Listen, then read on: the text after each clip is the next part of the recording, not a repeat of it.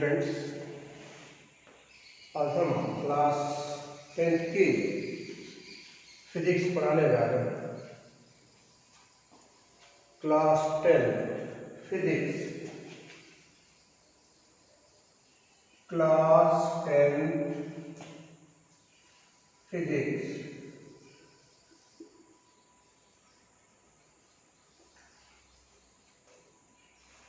Class 10 physics. जैसा कि पिछले लेक्चरों में हमने रिफ्रैक्टिव इंडेक्स से संबंधित कुछ क्वेश्चन बताया था बेटा, आज आप हेडिंग डालेंगे अपवर्तनांक की निर्भरता। अपवर्तनांक की निर्भरता।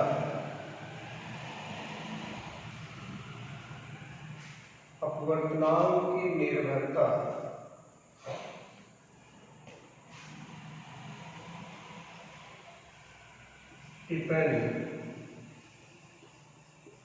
डिपेंडेंसी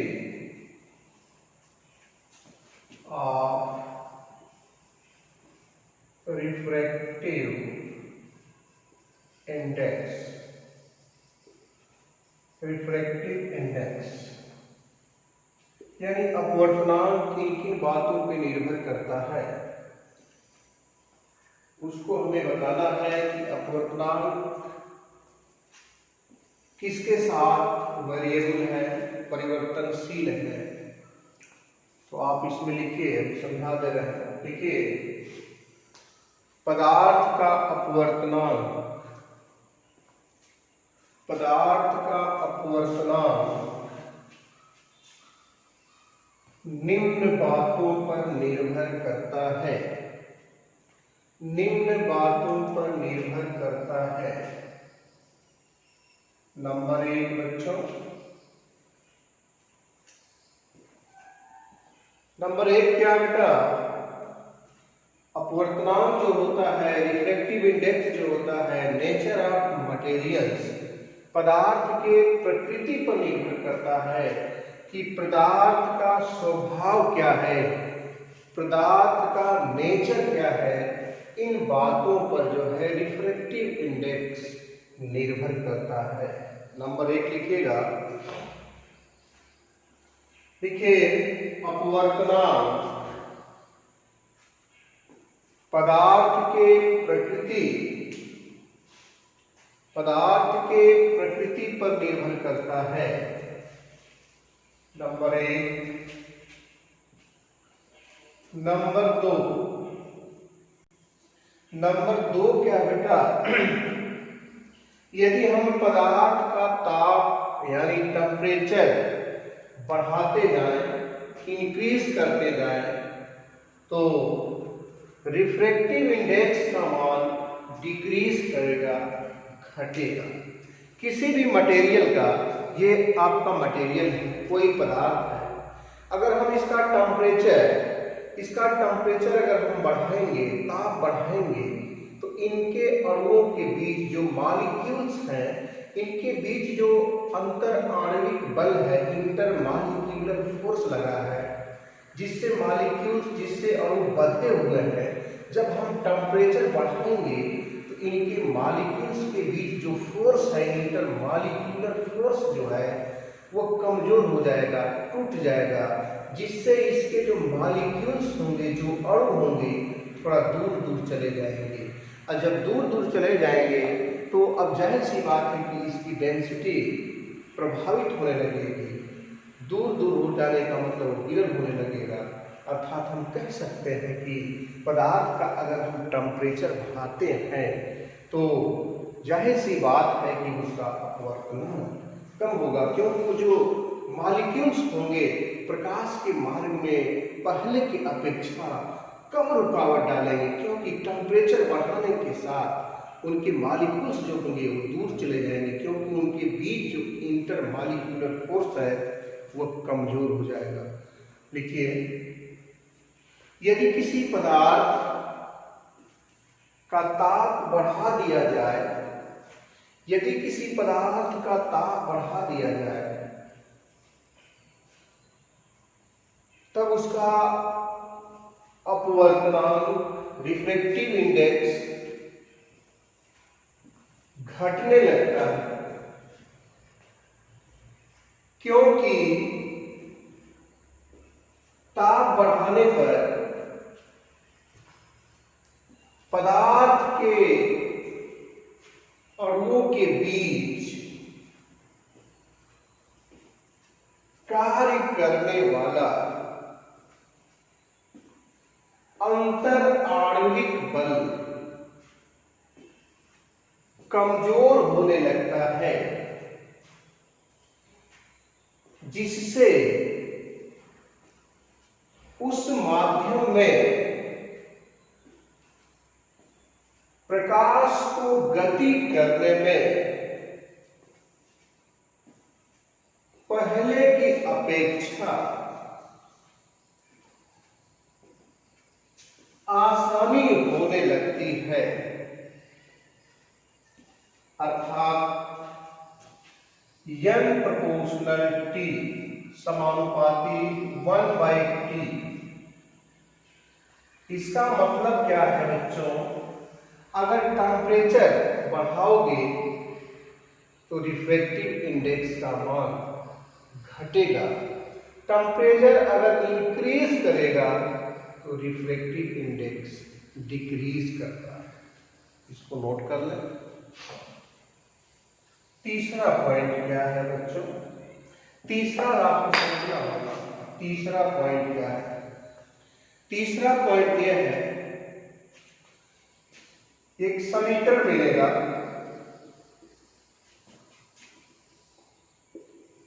काशी इक्वेशन, ये वैज्ञानिक का नाम है काशी समीकरण।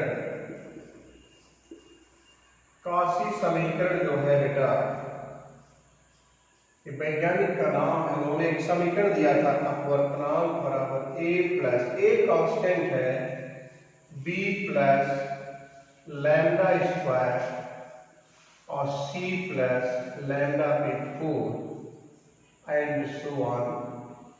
यानी कह सकते हैं, इसलिए यह हम कह सकते हैं कि लगभग अप्रॉक्सीमेटली 1/लैम्डा स्क्वायर। अगर लैम्डा प्रकाश की तरंगदैर्घ्य, यदि प्रकाश की तरंगदैर्घ्य घटती है, कम होती है, उसका अपवर्तनांक जो होगा अधिक होगा। यानी जिस रंग के प्रकाश का तरंगदैर्घ्य कम होता है, उस रंग के पदार्थ का अपवर्तनांक ज्यादा होता है। लिखिए तीसरा पॉइंट, पदार्थ का अपवर्तनांक, पदार्थ का अपवर्तनांक प्रकाश के तरंगदैर्घ्य या उसके रंग कलर या उसके रंग या कलर पर निर्भर करती है।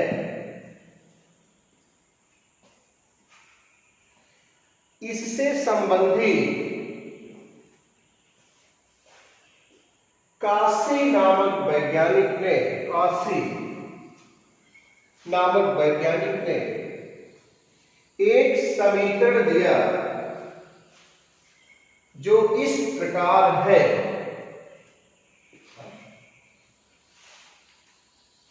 इनके समीकरण से यह पता चलता है कि जिस रंग के प्रकाश की तरंगदैर्घ्य वेवलेंथ अधिक होती है, तब उसका अपवर्तनांक कम होगा।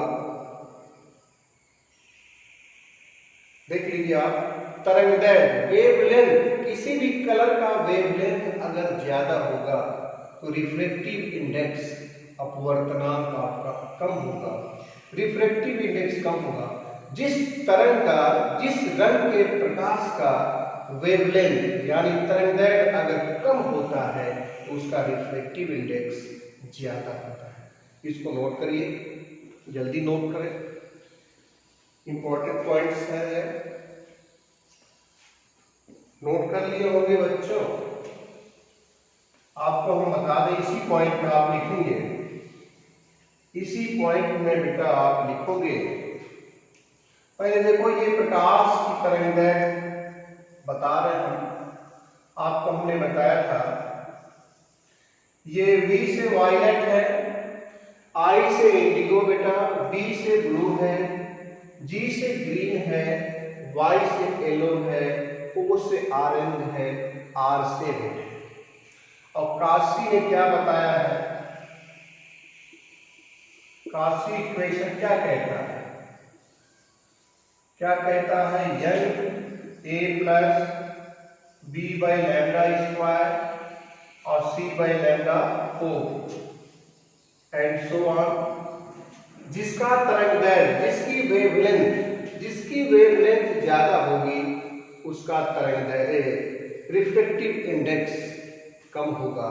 तो रेड का जो होता है बेटा, रेड का जो होता है रिफ्रैक्टिव इंडेक्स, रेड का जो वेवलेंथ होता है सबसे ज्यादा होता है, और वायलेट का जो वेवलेंथ होता है वो सबसे कम होता है।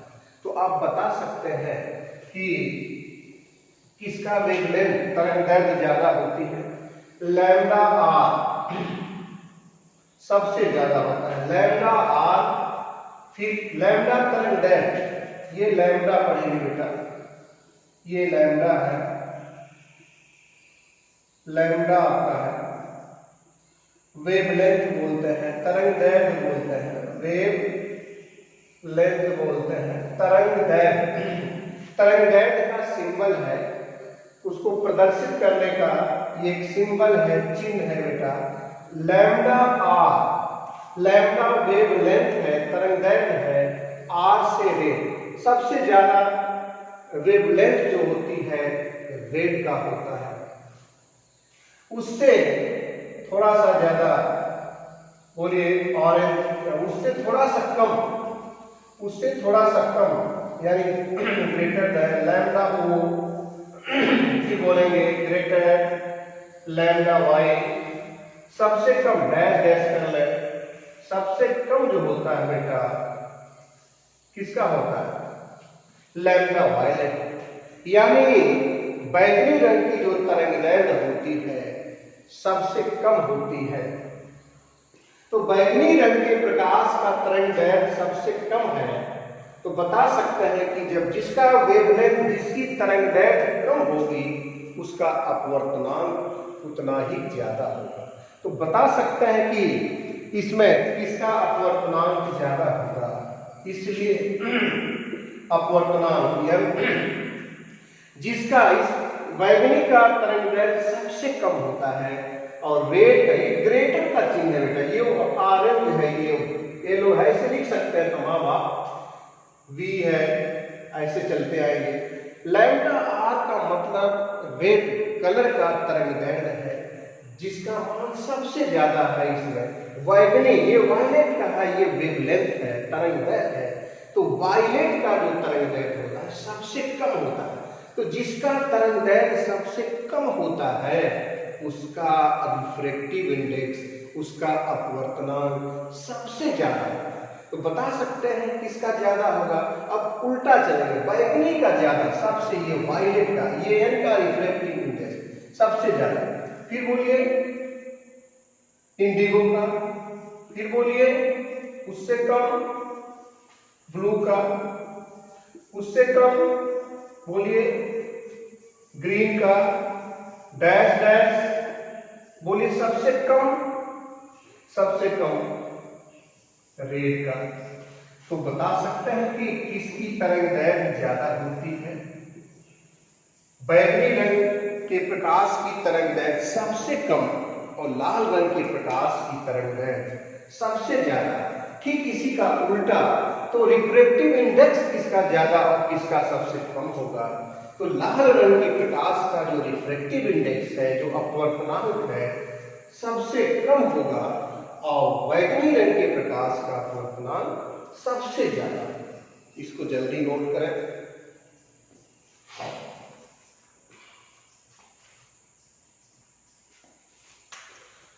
अब आप नोट लिखेंगे बेटा।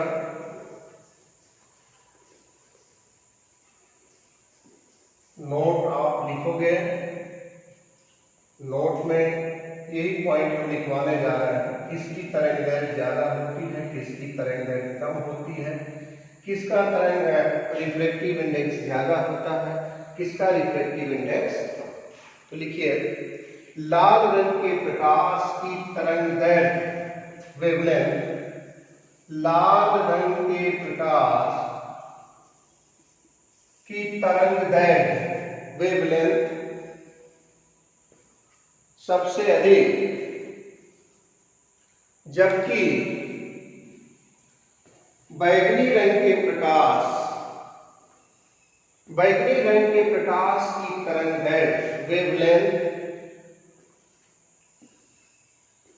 सबसे कम होती है। अब आ जाइए दूसरा पॉइंट, अपवर्तनांक। तो जिसका वेवलेंथ कम होगा, जिसकी तरंगदैर्घ्य कम होगी, उसका अपवर्तनांक ज्यादा होगा अकॉर्डिंग टू काशी इक्वेशन। तो लिखिए, बैगनी रंग के प्रकाश का अपवर्तनांक सबसे ज्यादा तथा लाल रंग के प्रकाश का अपवर्तनांक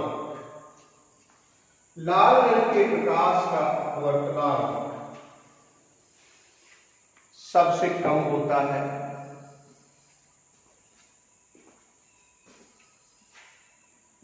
लिख लिया होंगे। अब आप क्वेश्चन लिखेंगे। क्वेश्चन लिखो बेटा। क्वेश्चन लिखें, यदि प्रकाश की किरण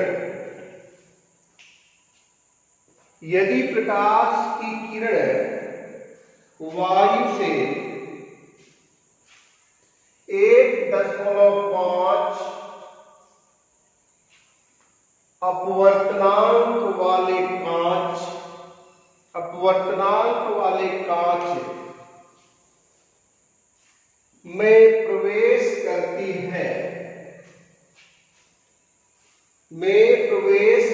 है, तब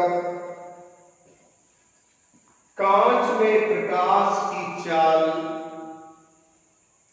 कितनी होगी? तो ये क्वेश्चन आपका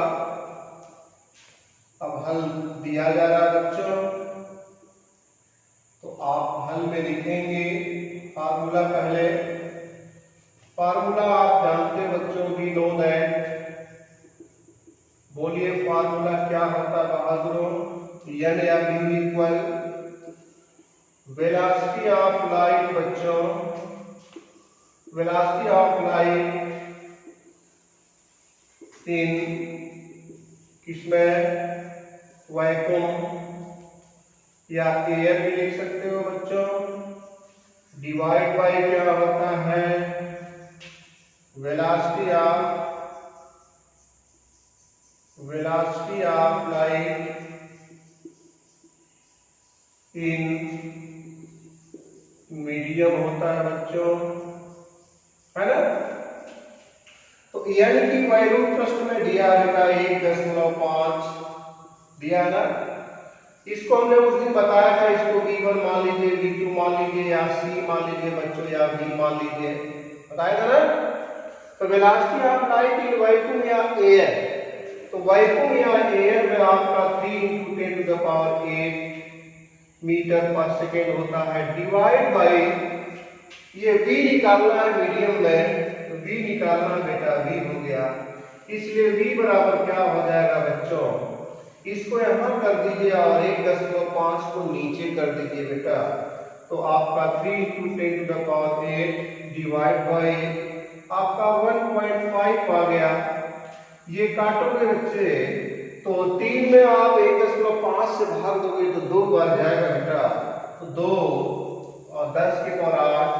अब वेलोसिटी है बच्चों, तो इसकी यूनिट इसका मात्रक होगा, इसका मात्रक बेटा एम्पियर से एसआई में मीटर बटा सेकेंड। तो ग्लास में प्रकाश की चाल 2 × 10 के पावर 8 मीटर प्रति सेकेंड हो गया। नोट कर ले आप जल्दी, समझ में आ गया हो तो।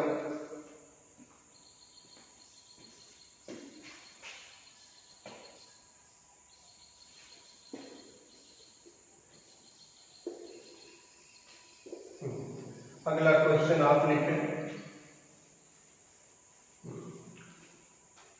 क्वेश्चन आगे लिखो बेटा।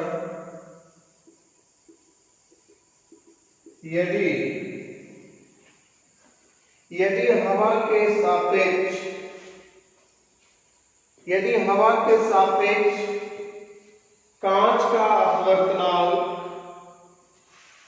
3/2 है, तब कांच के सापेक्ष हवा का अपवर्तनांक कितना होगा? ये क्वेश्चन बेटा बिल्कुल इजी है, आपको समझ में आ जाएगा बहादुरों। देखो बेटा, बाय क्वेश्चन प्रश्नानुसार, बाय क्वेश्चन का मतलब बेटा प्रश्नानुसार क्या दिया बेटा? हवा के सापेक्ष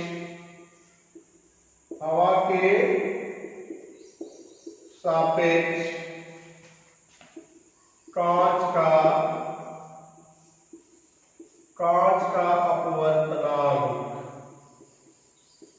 हवा के सापेक्ष कांच का अपवर्तनांक क्या लिखोगे बेटा? हवा के सापेक्ष है तो यहाँ एयर लिखोगे बेटा, अपवर्तनांक रिफ्रैक्टिव इंडेक्स को n लिखना बेटा। किसका अपवर्तनांक? कांच का, तो यहाँ g लगा देना बेटा। और कितना दिया है? 3/2। क्या पूछा है? ठीक इसी का अपोजिट बेटा। क्या पूछा है? कांच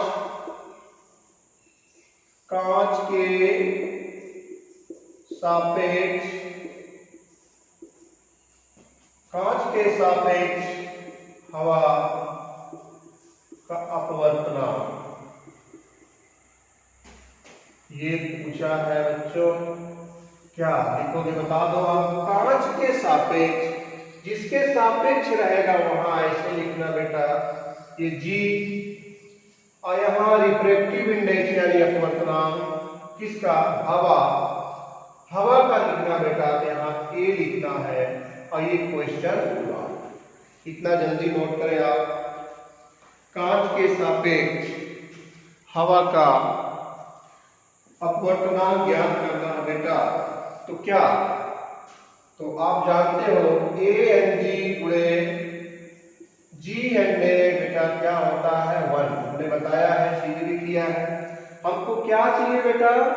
GNA चाहिए, तो GNA को यहीं पर रहने दीजिए, ANG को नीचे कर दो बेटा। इसलिए GNA बराबर क्या हो जाएगा बच्चों? 1/, इससे आप डिवाइड कर दो बेटा, ANG हो जाएगा। और 1/, ANG का मान आप देख रहे हो कितना दिया है बेटा? 3/2। तो यहाँ 3/2, 2 कहाँ जाएगा बेटा? ऊपर चला जाएगा। ये ऊपर हो गया बेटा और 3 हो गया। इससे भाग दे दो बेटा, 3 × 18, 0.66 हो जाएगा। यानी हम लिख सकते हैं 0.67। मात्रक नहीं होता बेटा, नोट करें इसको, इसकी यूनिट नहीं होती है। आपको समझ में आ गया होगा,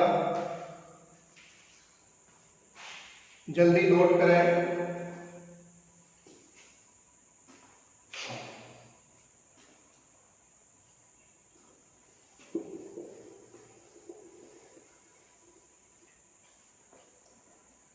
लिख लिए होंगे आप। आगे देखो बच्चों, अगला क्वेश्चन। हाँ, क्वेश्चन लिखिए, निम्नलिखित चित्र में, क्वेश्चन आपका बेटा, निम्नलिखित चित्र में यदि प्रकाश की किरण वायु से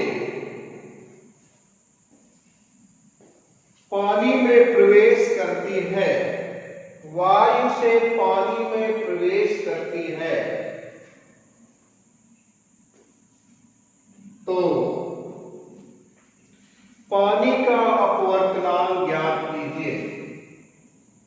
ये अच्छा क्वेश्चन बेटा, बोर्ड में आता है, आपके परीक्षाओं में आता है बेटा। ये चित्र हम बना दे रहे हैं जैसा कि क्वेश्चन में हमने बोला है। ये आपका बेटा क्या है, इसके अंदर पानी है, ये पानी है बेटा इसमें। ये क्वेश्चन में दिया है बालकों, प्रकाश की रे कहां से आ रही है बच्चों, एयर से आ रही है। ये क्वेश्चन में फिगर दिया रहेगा, ये बेटा ऐसे दिया है, ये क्वेश्चन में आपका दिया हुआ है। ये आपका 60 है, हमने 60 अंश माना क्वेश्चन। ये आपका दिया 45 अंश दिया हुआ है बेटा। तो 45 अंश दिया है बेटा, तो हमें n का मान निकालना है। ये आपका फिगर है, ये क्वेश्चन में आप नोट करोगे बच्चों। तो आप क्वेश्चन में नोट करोगे, अब इसका हम हल देंगे बेटा। ये क्वेश्चन में आपका है, ये आपका वाटर है बेटा, इधर ये है, इधर ये है। ये फिगर दिया हुआ है क्वेश्चन में। क्वेश्चन में आपका ये चित्र दिया हुआ है, हमको क्या निकालना है बेटा, n की वैल्यू निकालना है, अपवर्तनांक निकालना है। तो ध्यान दीजिए अपवर्तनांक कैसे निकलेगा बेटा। ये साल हम कर रहे हैं बच्चों, अच्छा क्वेश्चन है, ध्यान दीजिए, बोर्ड के एग्जाम में आता है। हम एक बार बता दें कौन आई होता है कौन आर होता है बेटा। कौन आई होता है कौन आर, ये बेटा नॉर्मल है, नॉर्मल है बच्चों। ये आई होता है बेटा, ये वाला आर होता है, ध्यान दीजिएगा, आई और आर, आई और आर, आई ये वाला होता है, ठीक है। अगर क्वेश्चन में इधर 60 दे दिया होता बेटा, ये 60 दे दिया होता, ये कितना होगा। चलिए हम क्वेश्चन बदल दे रहे हैं, क्वेश्चन बदल दे रहे हैं। अगर इधर देता बेटा 30 अंश, 30 अंश दिया, ऐसे क्वेश्चन दिया है, तो आपको हल करना है। इसके पहले जो हमने 60 लिखा है उसको भी हल करेंगे तो इसी तरह आएगा बेटा। तो आप बता सकते हो बेटा कौन आई है, हमको ये आई चाहिए, ये। तो आई कैसे निकलेगा बेटा, कौन आई बता दो आप। प्रश्न में अगर ये आई दिया है, आई दिया है तो कोई बात नहीं है बच्चों, आर, ये आर होता है बेटा और ये आई होता है। यहाँ जो एंगल होता है ये आपतन कोण होता है, यहाँ का जो एंगल कोण होता है वो अपवर्तन कोण होता है। हमें आई अगर नहीं दिया है तो आई नहीं दिया है, अगर नीचे वाला ये कोण दिया है तो इस टोटल 90 का कोण है, 90 में से अगर ये 30 को घटा देंगे तो ये एंगल, ये कोण आ जाएगा। अगर ये दिया है तो कोई बात नहीं है, नहीं दिया है, नीचे वाला दिया है, तो 90 में से ये नीचे वाला कोण अगर घटा देंगे तो इस कोण का आई का मान बेटा निकल जाएगा। उसी तरह ये आर नहीं होता है, नॉर्मल से जो कोण होता है, ये जो नॉर्मल से जो एंगल है वह आर होता है, न कि ये आर होता है।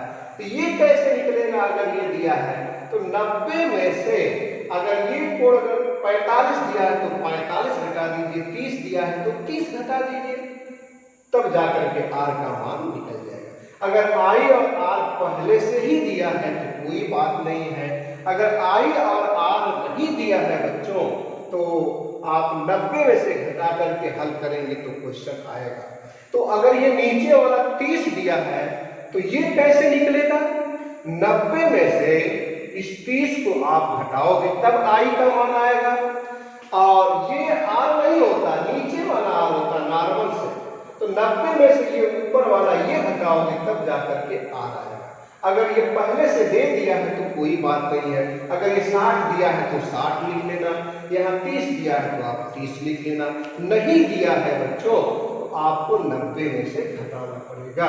अगर ये नहीं दिया है तो 90 टोटल 90 है, तो 90 में से बेटा क्या करोगे? 30 अंश घटाओगे। 90 में से 30 अंश घटाओगे बेटा तो क्या हो जाएगा? 60। और हमको ये आर चाहिए, ये आर होता है बेटा। तो अगर ये 45 दिया है तो ये कैसे निकलेगा? टोटल 90 है तो 90 में से आप क्या करोगे? 45 अंश घटा दोगे तो 45 अंश आएगा। अब स्नेल का नियम लगा दो, अकॉर्डिंग टू अनुसार के अनुसार स्नेल्स लॉ ये लगा दो बेटा, साइन आई